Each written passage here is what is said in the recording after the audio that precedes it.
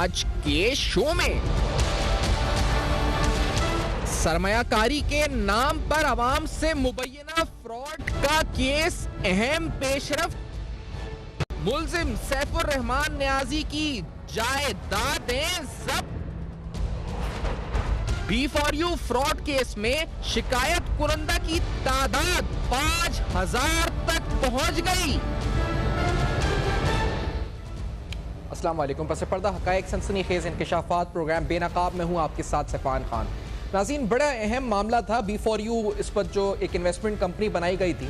इस investment company के नाम के ऊपर एक मल्टी लेयर्ड एक बाकायदा मॉडल क्रिएट किया गया था।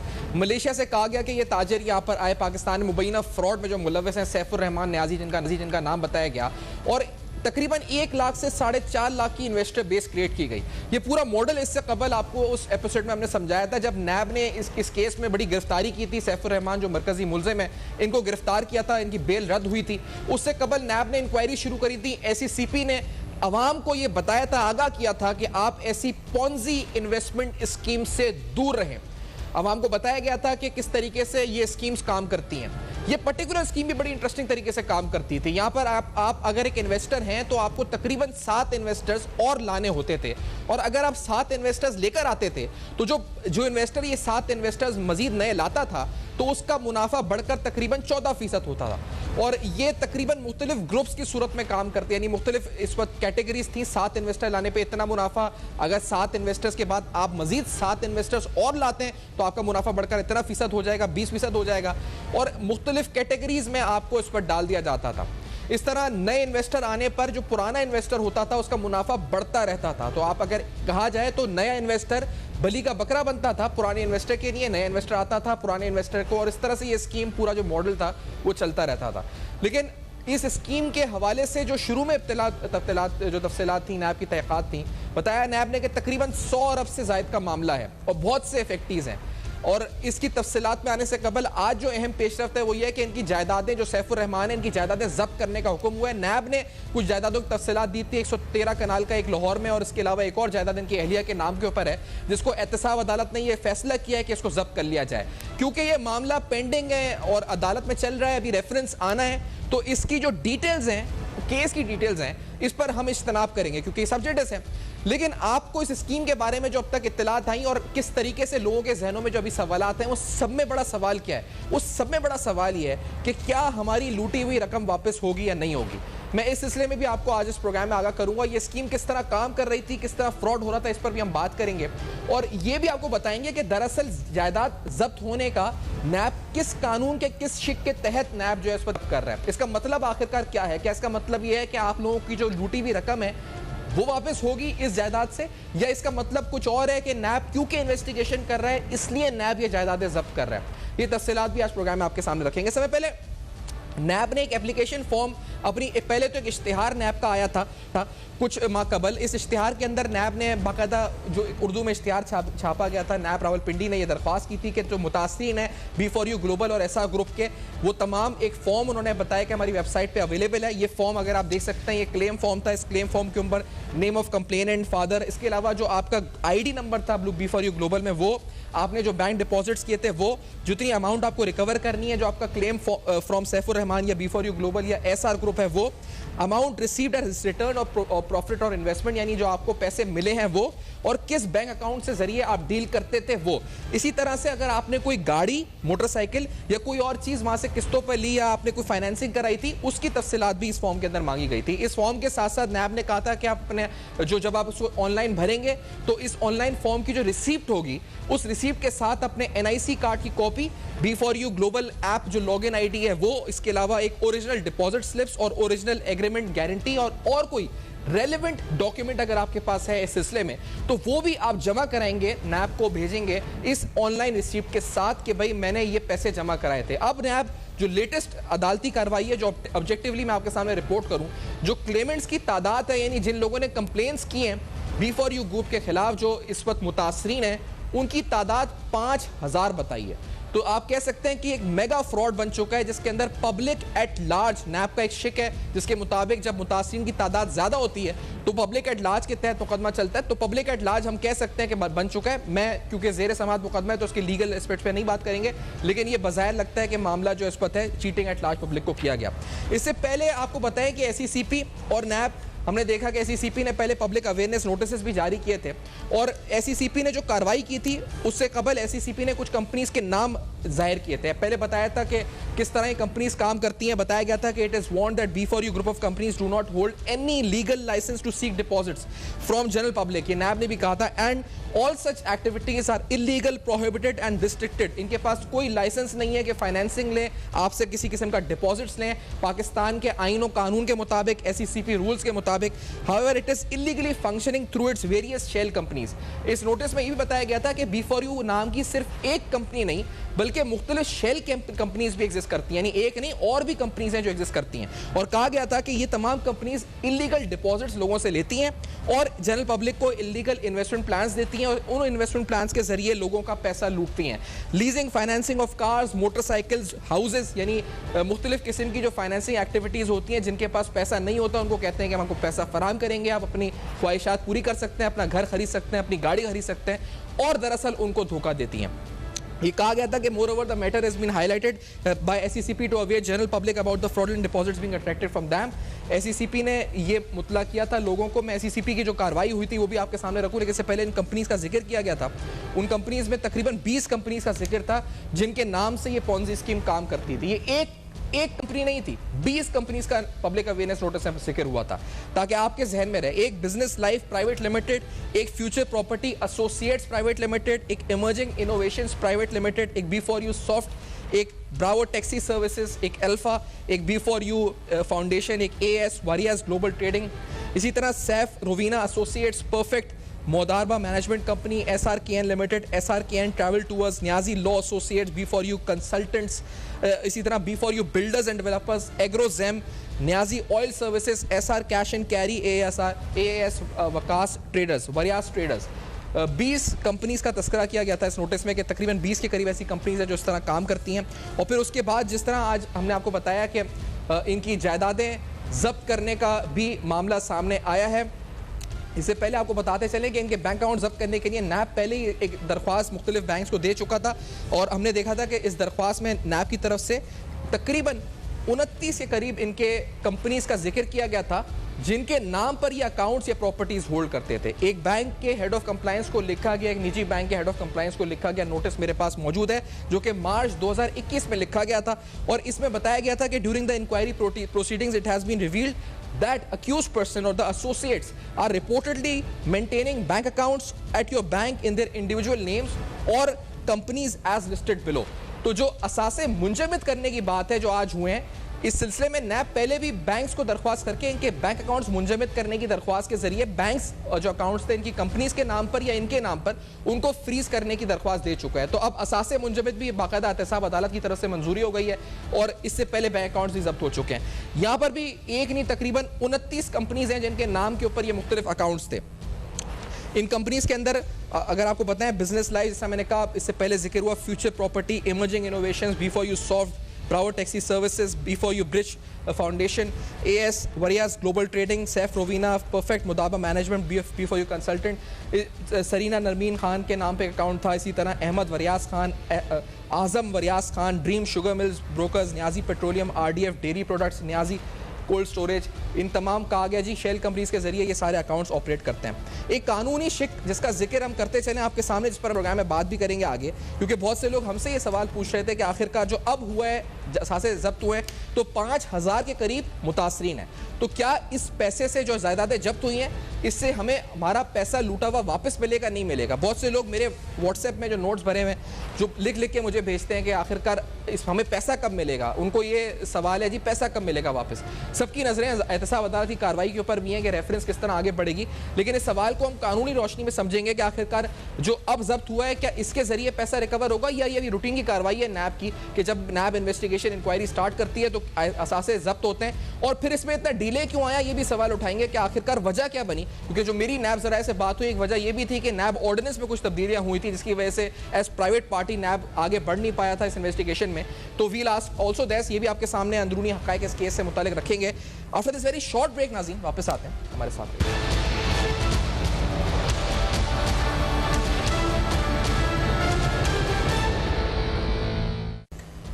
वेलकम बैक, आप देख रहे हैं बेनकाब, और आज बेनकाब में तफसीलन B4U ग्रुप और ये जो पॉन्जी स्कीम थी जिस पे नैब ने कार्रवाई की, इससे बाद SECP भी एक्टिव हुई, तमाम लोग एक्टिव थे, SECP ने आवाम को अवेयर किया, लेकिन बहुत से सवाल हैं नाज़रीन जो इससे मुताल्लिक हैं। जो ऑनगोइंग जो केस है इसके ऊपर तो हम नहीं आएंगे, ज़ेर समात है, लेकिन आपके सामने कुछ तफसीलात उससे मुंसलिक रखेंगे। यानी मिसाल के तौर पे SECP ने एक ड्यू प्रोसेस कंप्लीट करने के बाद 26 जून 2021 को एक प्रेस रिलीज जारी की और उसमें उसने कहा जी कि SECP ने डिस्क्वालीफाई कर दिया B4U के तमाम स्पॉन्सर्स ग्रुप को और जो तमाम डायरेक्टर्स हैं from becoming a director of any company for a period of 5 years and has also imposed a penalty of 100 million, यानी 5 साल तक उसके जो स्पॉन्सर्स हैं वो किसी और कंपनी के डायरेक्टर नहीं बन सकते।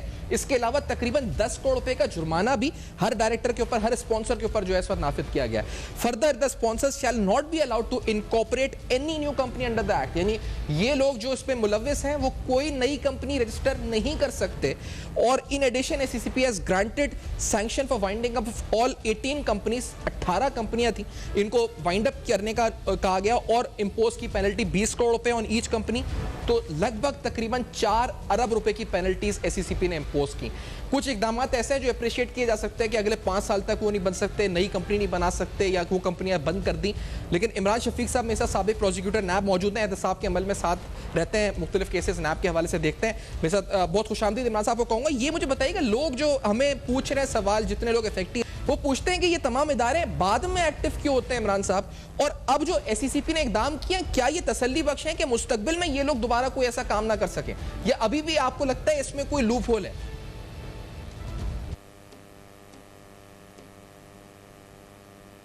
देखिए सिफान साहब, आपको मेरी अब जो मैं बात करूंगा वो सुनकर थोड़ी सी हैरत होगी जी। और वो ये हैरत इस अंदाज में होगी कि जब मैं ये आपको कहूंगा कि ये बेसिकली क्राइसिस था नहीं, ये क्राइसिस पैदा करदा है।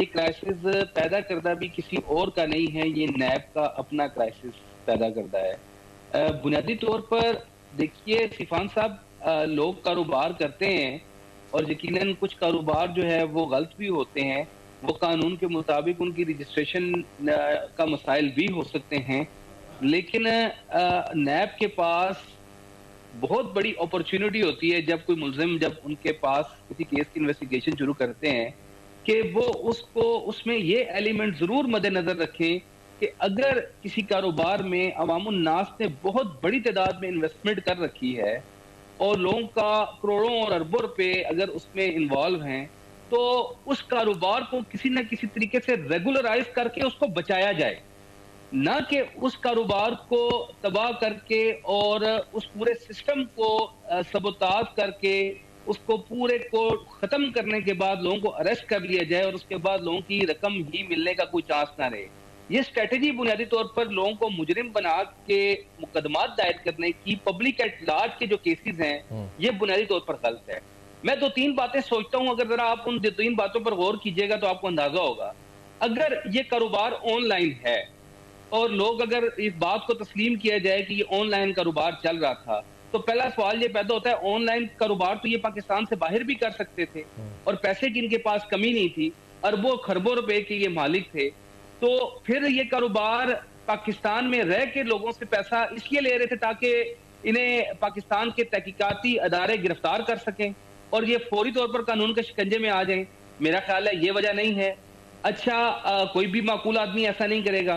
दूसरी बात यह है कि ये लोगों से पैसे जो ले रहे थे, अगर वो अपने अकाउंट में ले रहे थे जो कि इनके कंपनियों के या जाती इनके अकाउंट्स हैं, तो अगर किसी ने फ्रॉड करना हो तो वो क्या इतना सादा होगा कि अपने अकाउंट्स में, जाती अकाउंट्स में लोगों से वो पैसे लेगा?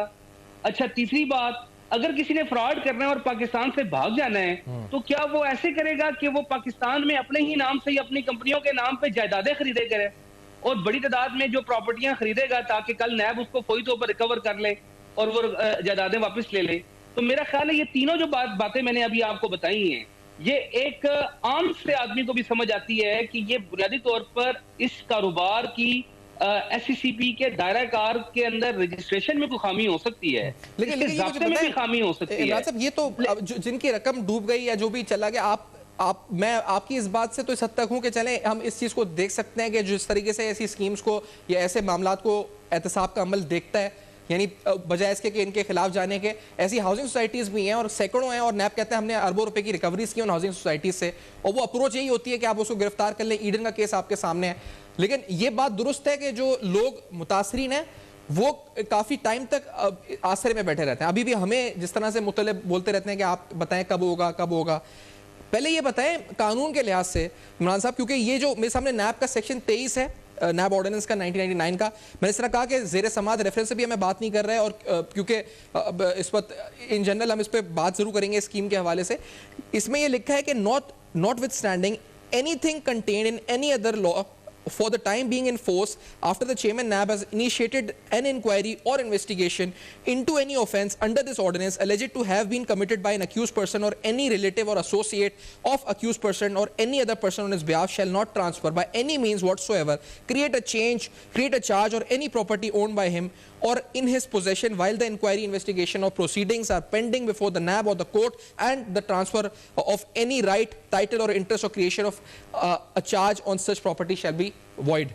तो ये जो अब जब्त हुई हैं प्रॉपर्टीज, तो इसको हम ये समझे कि ये रिकवरीज के लिए हैं या फिर ये इस सेक्शन 23 ऑफ नैब ऑर्डिनेंस के तहत है कि इन्वेस्टिगेशन हो रही है और इसलिए जब्त कर दी गई हैं। तो लोगों को ज्यादा इससे खुशफहमी रखनी चाहिए नहीं रखनी चाहिए, मतलब इन जनरल मैं आपसे पूछ रहा हूँ इमरान साहब। देखिए सेक्शन 23 के तहत ये इसे कहते हैं नैब की जुबान में इसको कहा जाता है कॉशन। अच्छा, कॉशन ये होता है कि आप यूं ही नैब का चेयरमैन किसी केस में इंक्वायरी या इन्वेस्टिगेशन का ऑर्डर करता है तो उसके बाद उस मुल्जिम पर यह जिम्मेदारी आयद हो जाती है जिसके खिलाफ इंक्वायरी का ऑर्डर किया गया है कि उसके बाद वो स्टैंड स्टिल हो जाए और अपनी कोई प्रॉपर्टी जो है वो बेच नहीं सकता, उस पर कोई चार्ज क्रिएट नहीं कर सकता, उस पर कोई थर्ड पार्टी राइट्स क्रिएट नहीं कर सकता, ताकि जब तक नैब की इन्वेस्टिगेशन जारी है ये प्रॉपर्टियां महफूज रहें। तो ये इस सेक्शन का सिर्फ मकसद ये होता है, और इसकी 3 साल सजा है इसकी वायलेशन की, कि मुल्जिम को जिसके खिलाफ इंक्वायरी हो रही है उसको इस बात का पाबंद किया जाए कि वो अपनी जायदाद को किसी तरीके से फरोख्त ना कर ले। क्योंकि खदशा नैब के केसों में ये होता है कि जो ही इंक्वायरी शुरू होगी तो मुल्जिम जो है वो जमीन, अपनी जायदादें और वो सारी चीजें, प्रॉपर्टीज जो है वो फरोख्त करके और पैसा लेके कहीं गायब ना हो जाए। तो इसलिए जो ही इन्वेस्टिगेशन शुरू होती है आपकी प्रॉपर्टी पर ये आपकी जिम्मेदारी होती है कि अब आप अपनी प्रॉपर्टी को फरोख्त ना करेंगे। इससे आगे एक और सेक्शन है, वो सेक्शन 12 है जी। जिसके तहत अगर नैब समझता है कि कोई प्रॉपर्टी जो है वो जुर्म से रिलेटेड है, जो नैब जिसकी कॉग्निजेंस जिस तरह नैब ने दिया, जिसकी नैब तहकीकात कर रहा है, तो उस प्रॉपर्टी को फ्रीज कर सके। वो जो प्रॉपर्टी फ्रीज होती है बुनियादी तौर पर, फ्रीज का मतलब ये होता है कि अब वो प्रॉपर्टी नैब के बुनियादी तौर पर उस प्रॉपर्टी को बेचा नहीं जा सकता, उस प्रॉपर्टी पर नैब कोर्ट की इजाजत के साथ जो है वो उस प्रॉपर्टी को इस्तेमाल में ला सकता है।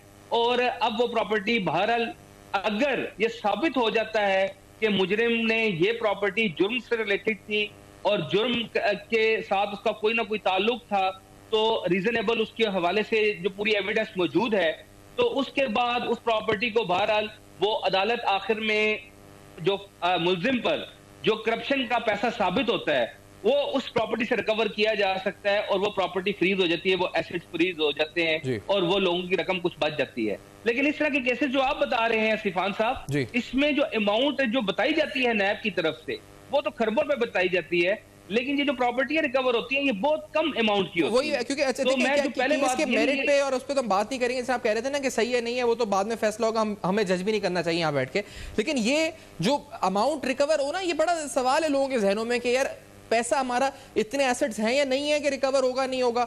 तो और जितना पैसा लगा उतने है नहीं है, क्योंकि यहाँ पर जो इन्वेस्टमेंट हुई है वो $50 से लेकर कोई $1 लाख तक भी आई हुई है, और इन्वेस्टर्स की तादाद 4.5 लाख बताई जा रही है, 119 अरब रुपए। अब 119 अरब रुपए के ये जो 2 प्लॉट हैं, ये तो मैं देख रहा हूँ 113 कनाल का एक अराजी जब्त हुई है, इसके अलावा एक और इनका प्लॉट है जो जब्त करने का हुक्म दिया है।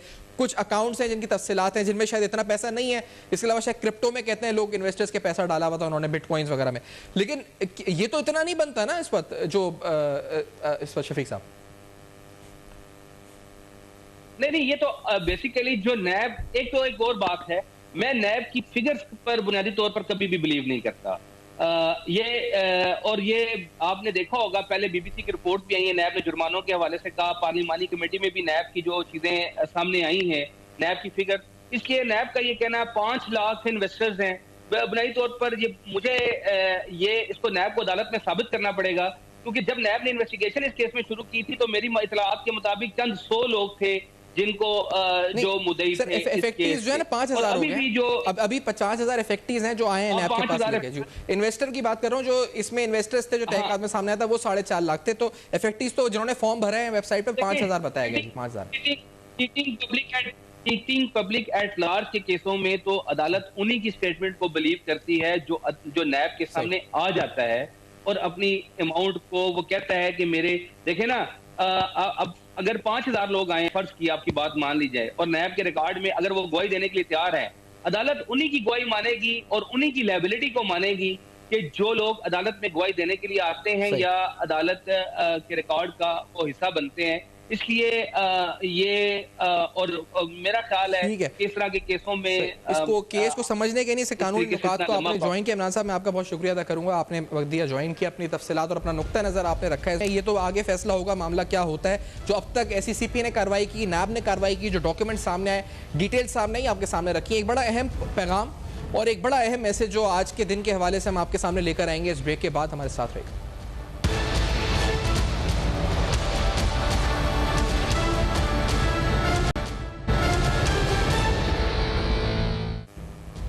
वेलकम बैक, आप देख रहे हैं बेनकाब, और आज बेनकाब में नाज़रीन आप सबके लिए एक अहम पैगाम। ये 2 कतरे जो पोलियो मुहिम दोबारा आगाज़ हुआ है, इसमें आपको अपने बच्चों को लाजमी ये 2 कतरे पिलाने, ये आपके बच्चों के मुस्तकबिल के लिए बहुत ज़रूरी हैं। बहुत से लोग बहुत से ऐसे मिथ्स पे यकीन रखते हैं जिनका फैक्ट से कोई ताल्लुक नहीं है, ना मजहबी ना या इस पर साइंटिफिकली किसी भी तरीके से आप जस्टिफाई नहीं कर सकते कि आप ये 2 कतरे अपने बच्चों को ना पिलाएं।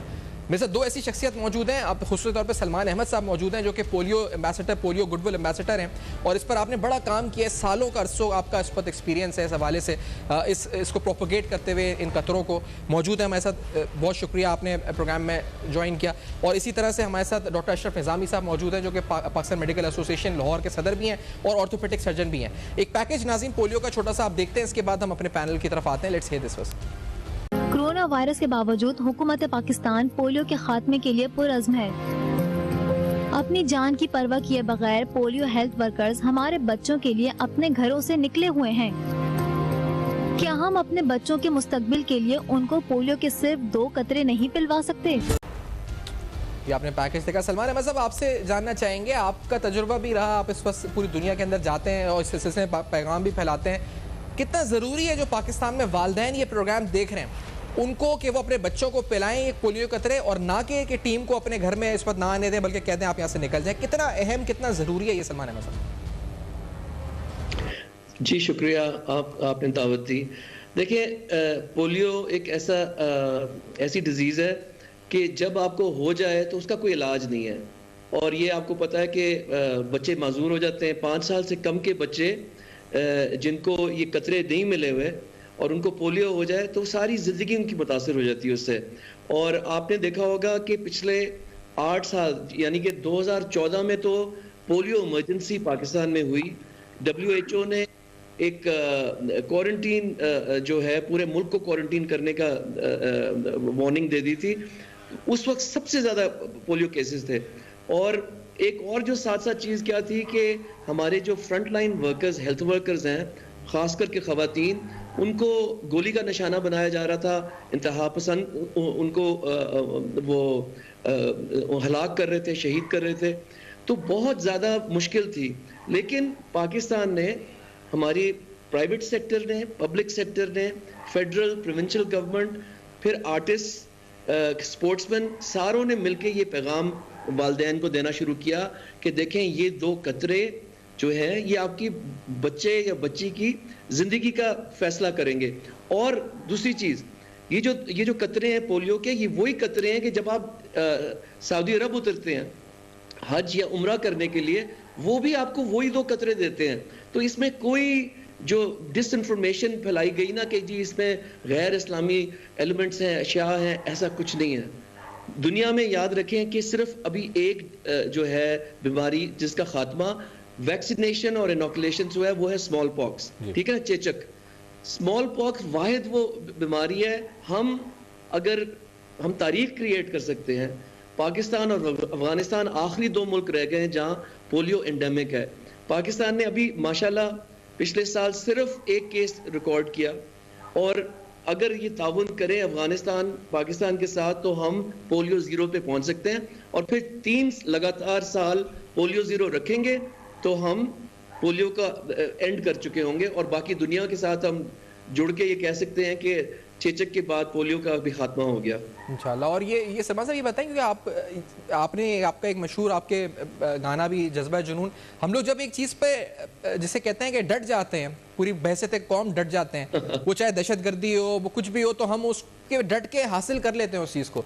तो मैं चाहूँगा कि थोड़ा सा मोटिवेट भी लोगों को, ताकि हमें इसे डिफीट करना है, ना कि हम इसे समझे कि कोई साजिश है, कोई कॉन्स्पिरेसी है, जैसे हम समझ लेते हैं अक्सर चीज़ों को। तो हमें जज्बे के साथ डट कर, यकसू होकर, फोकस के साथ इसको डिफीट करना है बहसत कौम। और ये मजमूई तौर पे रूरल अर्बन जहाँ पर भी लोग देख रहे हैं उन तक ये पैगाम किसी तरह पहुँचाएं आप, ताकि हमारे जज्बे बुलंद हों और हम शिकस्त दें इस मर्ज को। जी, आपने बिल्कुल दुरुस्त फरमाया। मैंने जो हमारी पोलियो की टीमें हैं उनके साथ पसमानदा इलाकों में जाके बच्चों को खुद मैंने पोलियो के कतरे पिलाए हैं। और मैं आपको बताऊं कि इस वक्त ये जो कैंपेन है, इसके अंदर आप देखेंगे कितना खतरा हमारे फ्रंटलाइन वर्कर्स ले रहे हैं। 1.5 लाख फ्रंटलाइन वर्कर्स हैं पाकिस्तान के, ज़्यादातर ख़वातीन हैं। लेकिन कोविड की लहर वबा जो फैली हुई है, वो उसके दौरान भी वो मास्क पहन के बच्चों के घर घर जा रहे हैं, दरवाजे पे खटखटा रहे हैं, वालिदैन को और उनके रिश्तेदारों को कह रहे हैं कि बच्चों को ये पोलियो के कतरे पिलाएं उनकी जान बचाने के लिए। और कितने 2 करोड़ से ज़्यादा जो बच्चे हैं उनको ये इस 5 दिन की कैंपेन में ये पिलाए जाएंगे। तो खुदारा रिफ्यूज़ ना करें। देखिए, रिफ्यूज़ करना ये है कि आप अपने बच्चे की ज़िंदगी, अपने बच्चों की ज़िंदगी दाव पे लगा रहे हैं। मैंने पोलियो के कतरे लिए थे, मेरे बच्चों ने पोलियो के कतरे लिए हैं, आप भी वो करें। और याद रखें, है जज्बा जुनून तो हिम्मत ना हार, जुस्तजू जो करे वो छुए आसमान। जब पाकिस्तान यूनाइट होता है, जब पाकिस्तान मिलके किसी चीज़ का मुकाबला करता है तो हमारी फतह होती है। T20 वर्ल्ड कप आप देख लें कि हमें टीम ने सारी टीमों को तकरीबन हरा दिया था, बस वो सेमीफाइनल में थोड़ा सा पीछे रह गए। लेकिन पूरे मुल्क ने ये जो है जज्बे के साथ और जुनून के साथ क्रिकेट टीम को सपोर्ट किया। इसी तरह हमारे फ्रंटलाइन वर्कर्स जो हैं पोलियो के, उनको आप सपोर्ट करें। वो ये जाने बचाने के लिए बाहर निकले हुए हैं इस वक्त। तो ये बड़ा अहम पैगाम है। मैं अशरफ रिज़ावी साहब, डॉक्टर साहब, आप ऑर्थोपेडिक सर्जन हैं, मैं चाहूँगा मेडिकली थोड़ा नुकसान समझा दें लोगों को, क्योंकि आपके पास ऐसे केसेस आते होंगे बच्चों के जो मुतासर हो जाते होंगे और फिर जवान हो जाते हैं, बड़े हो जाते हैं। ये सही भी हो सकता है, नहीं हो सकता, अगर नुकसान हो जाए इससे जिस्म को, हड्डियों को, और कितना ज़्यादा रिवर्सिबल है या नहीं है मेडिकली, ये थोड़ा लोगों को इसके नुकसानात से आगाह कर दें अगर ना पिलाएं वैक्सीन तो। बहुत बहुत शुक्रिया सैफान, कि मैं समझता हूँ कि बहुत ही इम्पोर्टेंट ये हमारे लिए इशू है जो कि पोलियो इरेडिकेशन प्रोग्राम है। और पोलियो इरेडिकेशन के लिए मैं जस्ट मतलब सलमान साहब बड़ी अच्छी बातें कर रहे थे और मैं समझता हूँ तकरीबन सारी बातें कर दी जो एक अवेयरनेस की खातिर होनी चाहिए। हैविंग सेड कि ये जो हमारे पोलियो वर्कर्स जो 1.5 लाख के करीब वहाँ पे आ रहे हैं, पूरे पाकिस्तान के अंदर ये जा रहे हैं, गली गली कूचा कूचा घर घर जा रहे हैं, वो अपने लिए नहीं जा रहे। ये मतलब हर शख्स को समझ लेना चाहिए कि वो जज्बा और वो खिदमत, और एक में लोग समझते हैं जी पैसे दे दिए, पीनट्स, कोई उनको उसके मुताबिक कभी ये मतलब कोई पे कर ही नहीं सकता अव्वल तो। लेकिन फिर भी अगर दुनियावी लिहाज से देख लिया जाए तो इन वर्कर्स को खुदारा ये बिल्कुल, खुदा की कसम, ये बिल्कुल मतलब पीनट्स हैं जो कि दिए जाते हैं, लेकिन जान हथेली पे रखे। एंड आई अप्रिशिएट कि आया दुनिया के अंदर ये पेंडेमिक आई, जबकि हम कहते थे कि बंद रहे, किसी को मतलब बाहर ही निकलना चाहिए, लेकिन हमारे वर्कर्स ने, पाकिस्तान के वर्कर्स ने, बच्चियों ने जाके घर घर जाके जिस जज्बा के साथ ये मतलब काम सर अंजाम दिया, मैं उन सबको सल्यूट पेश करना चाहूंगा। और मैं आपसे एक अर्ज करूं कि मतलब ये पोलियो के लिए सर्टनली कि अगर किसी को हो गया अगर पोलियो, तो वो बैक टू नॉर्मल नहीं हो सकता। मैं कोई 30-35 साल से एक पोलियो रिहैबिलिटेशन के प्रोजेक्ट के हवाले से, और पाकिस्तान में अल्हम्दुलिल्लाह आप जानते हैं कि हमने कोई एक ऐसी टेक्नोलॉजी इंट्रोड्यूस करवाई थी जो फ्रैक्चर्स के अंदर भी है, और पोलियो रिहैबिलिटेशन के अंदर उसका बहुत बड़ा रोल था। दैट इज कि हम हिप से लेके और टोस तक पूरी टांग, वो बच्चे जो बैसाखियों के जरिए चलते हैं उनको बैसाखियों से हमने छुटकारा दिलवाने के लिए साइंस के अंदर वो चीज मौजूद है जो हमने पाकिस्तान में इंट्रोड्यूस करवाई। फिर ये जो घुटने टेढ़े और घुटने के ऊपर जो हाथ रख के चलते हैं, अल्हम्दुलिल्लाह इसके ऊपर 100% करेक्टिव हो सकता है कि एक मतलब मरीज को या पोलियो के अफेक्टेड आदमी को, बच्चे को हम लोग कुछ ठीक कर सकते हैं। टांगे छोटी होना, टांगों को बड़ा करने की खातिर that method was been introduced in Pakistan, और अल्हम्दुलिल्लाह उससे लोग मतलब अगर हजारों नहीं तो सैकड़ों के अंदर लोग जो मुस्तफीद हो चुके हैं और दुनिया के अंदर ऐसा हुए हैं। लेकिन it does not mean by कि a child can come back to a normal human being के इसके साथ जो बच्चा परवरिश पाने वाला है जिसको पोलियो नहीं हुआ और वो वैसा ही हो जाएगा। इससे सिर्फ और सिर्फ बचने की खातिर आपको 2 कतरे ही हैं जो पेरेंट्स को, वालिदैन को, सोसाइटी को ये मतलब एक इंकरेजमेंट की खातिर होने के। सलमान साहब, मैं लास्टली आपसे पूछूं क्योंकि ये आप एक आइकन है, आपको लोग फॉलो भी करते हैं, आप अपनी आर्टिस्ट कम्युनिटी से, हमने कहा कि आर्टिस्ट कम्युनिटी भी आपको ये मैसेज देती है लास्टली, क्योंकि जो लोग देख रहे हैं आपकी बात सुनते हैं और शुरू से आपको फॉलो करते हैं, आपके फ़ैन हैं, इस वक्त आप क्या कहेंगे कि किस तरह पोलियो के वर्कर्स को एंटरटेन करें जब उनके घर आए? क्योंकि बहुत से लोग बदतमीजी करते हैं, ऐसे वाक़यात भी हमने सुने कि झड़पें हो जाती हैं, उसमें भी इस वक्त कई लोग ज़ख्मी, हलाकतें ऐसी हो जाती हैं जब उनकी टीम आती है उनके घर पर। तो जी सैफान, मैं आपको याद दिलाना चाहता हूँ कि जब मेरे दोस्त और शहीद जुनैद जमशेद जिंदा थे तो उनको भी मैंने अपनी ये जो कैंपेन थी ना, पब्लिक आउटरीच कैंपेन, जुनैद को भी शामिल किया था, शाहिद अफरीदी को भी किया था, जावेद मियाँदाद को भी किया था। और हम लोग क्या करते थे कि हम दिल पाकिस्तान जो माँ बाप थे, हमने रियलाइज़ किया कि वो हमारी जनरेशन के माँ बाप हैं, तो उनको हम दिल पाकिस्तान सुना देंगे और उनको बताएंगे कि हमने भी ये 2 कतरे जो आपके बच्चों को देने आए हैं हमारे फ्रंटलाइन वर्कर्स, हमने भी वही 2 कतरे लिए हैं। तो इसमें कोई शक व शुबा नहीं होना चाहिए कि इससे कोई वो इनफर्टिलिटी हो जाएगी या कोई इसमें अशिया